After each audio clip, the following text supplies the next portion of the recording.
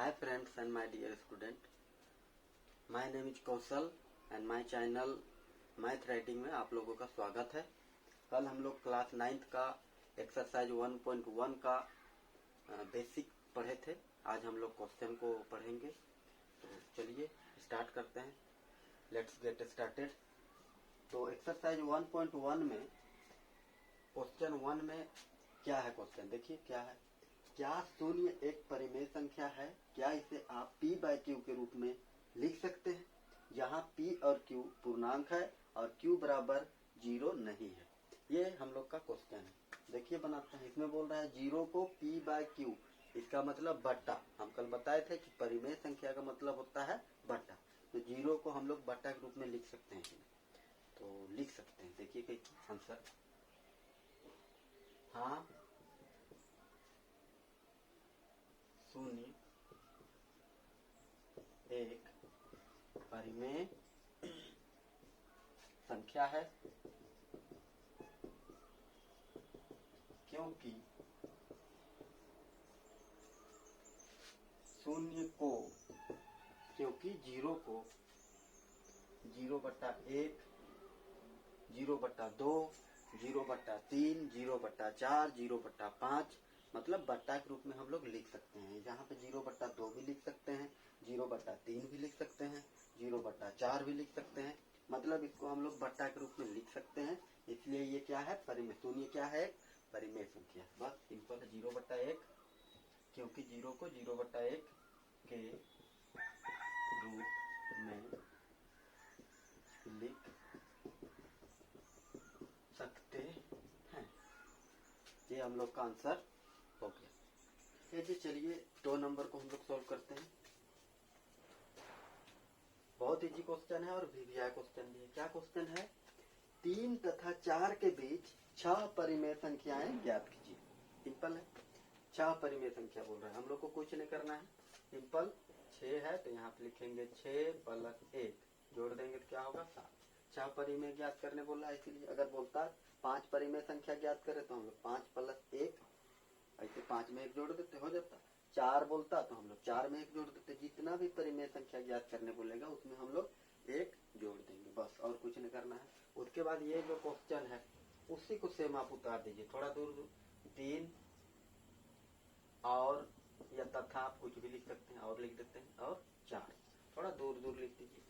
3 और 4 लिख दीजिए, जो है उसी को लिख दीजिए।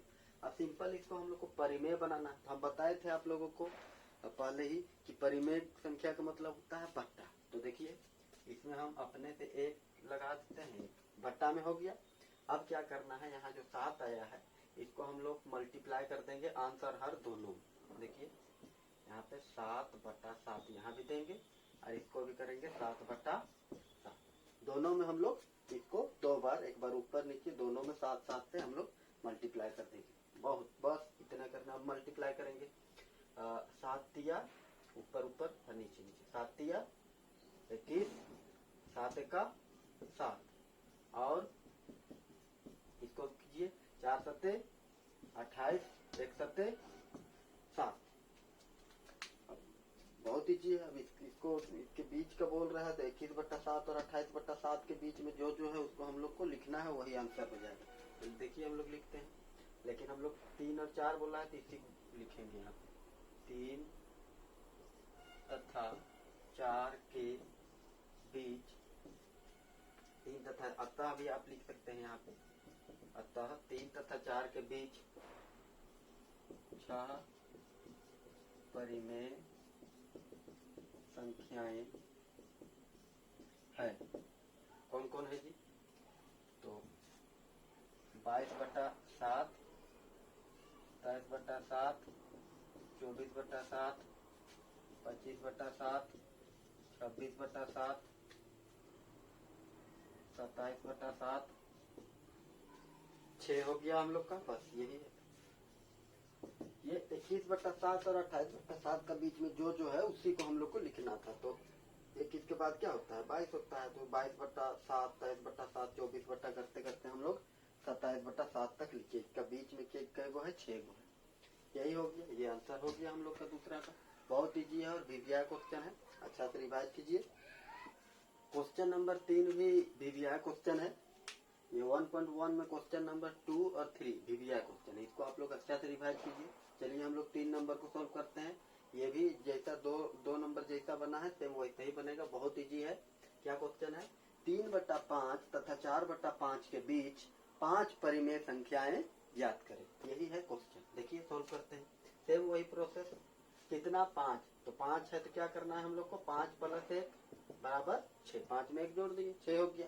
सेम वही प्रोसेस, दोनों उसी को वैसे ही लिखेंगे हम लोग। 3/5 और थोड़ा दूर दूर आप लोग लिखिए इसको 4/5 हो गया। अब कुछ नहीं करेंगे, 6 बोला है हम लोग मल्टीप्लाई करते हैं। मल्टीप्लाई 6 है तो ऊपर भी 6 नीचे भी, अंश में भी 6 हर में भी 6।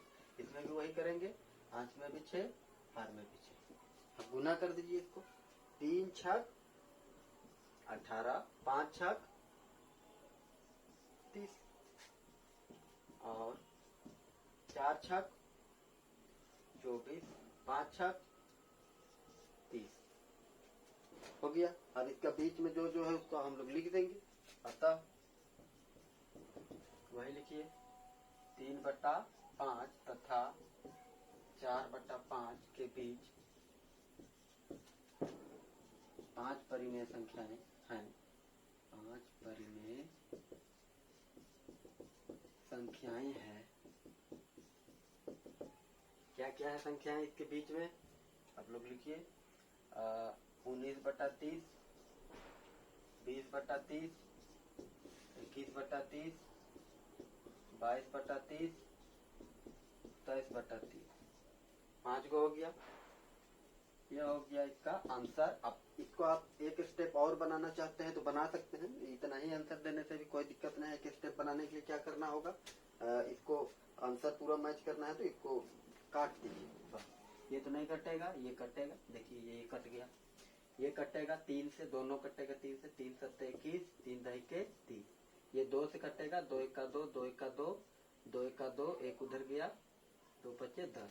ये नहीं कटेगा तो इसको एक स्टेप और लिखना चाहते हैं तो आप लोग लिख सकते हैं 19/30, 2/7/10, 11/15, 23/30। ये आप इतना भी आंसर दीजिएगा तो ये कोई दिक्कत नहीं है। और एक स्टेप और आपको बनाना है तो आप लोग इतना दूर बना दीजिए। तो ये बन गया।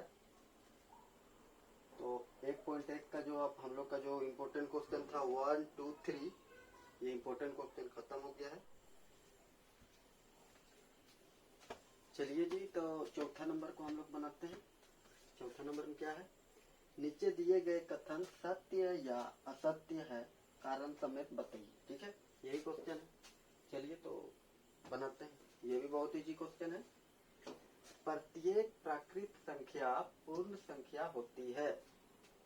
ये बोल रहा है सत्य है या असत्य, उसको बतलाइए। तो प्रत्येक प्राकृत संख्या पूर्ण संख्या होती है कि नहीं होती है, बताइए। तो होती है। ये क्या होती है? तो इसको आंसर में क्या लिखेंगे? सत्य। कारण भी लिखते हैं क्यों होती है जी। तो आप लोग देखिए, प्राकृत संख्या 1 से चालू होता है और ऐसे जाते जाता है, और पूर्ण संख्या 0 से चालू होता है। तो मतलब पूर्ण संख्या में आप लोग अगर देखिएगा तो सभी प्राकृत संख्याएं आती है। सभी प्राकृत संख्याएं पूर्ण संख्या में आती है। तो इसलिए हम लोग लिखेंगे, कारण में लिखेंगे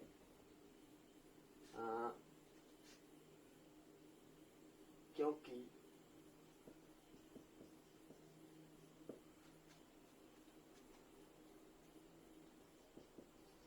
सभी प्राकृत संख्याएं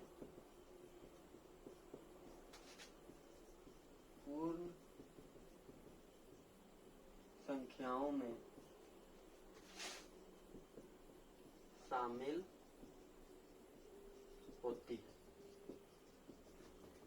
पूर्ण संख्या में सभी प्राकृत संख्याएं होती है। ये हो गया। चलिए सिंपल है। दूसरा नंबर बी है, उसको बनाते हैं। प्रत्येक पूर्णांक एक पूर्ण संख्या होती है। पूर्णांक ये देखिए यहाँ पे देखिए, पूर्णांक में क्या होता है? माइनस होता है, जबकि पूर्ण संख्या में माइनस नहीं होता है। ये हम लोग में डिफरेंस है। तो ये तो गलत है। पूर्ण संख्या होती है, सभी पूर्णांक पूर्ण संख्या होती है, क्वेश्चन बोल रहा है, जबकि पूर्ण संख्या में माइनस नहीं होता है, पूर्णांक में माइनस होता है, इसलिए ये असत्य हो जाएगा। कारण बताइए, तो कारण लिख दीजिए आप लोग, कारण क्योंकि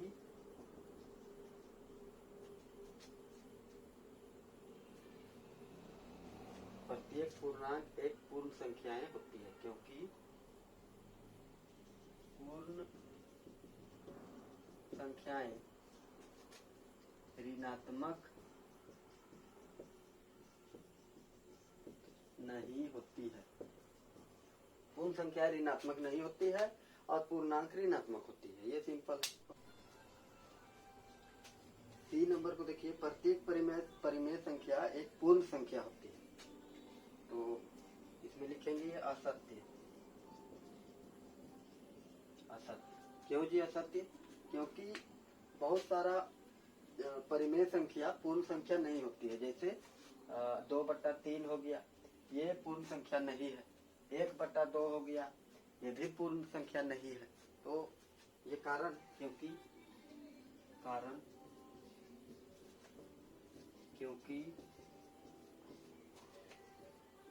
1/2 पूर्ण संख्या नहीं। हो गया जी। 1.1 आप लोगों का समाप्त हो गया है, खत्म हो गया है। इसको अच्छा से रिवाइज कीजिए। नेक्स्ट चैप्टर को अगले दिन बनाएंगे।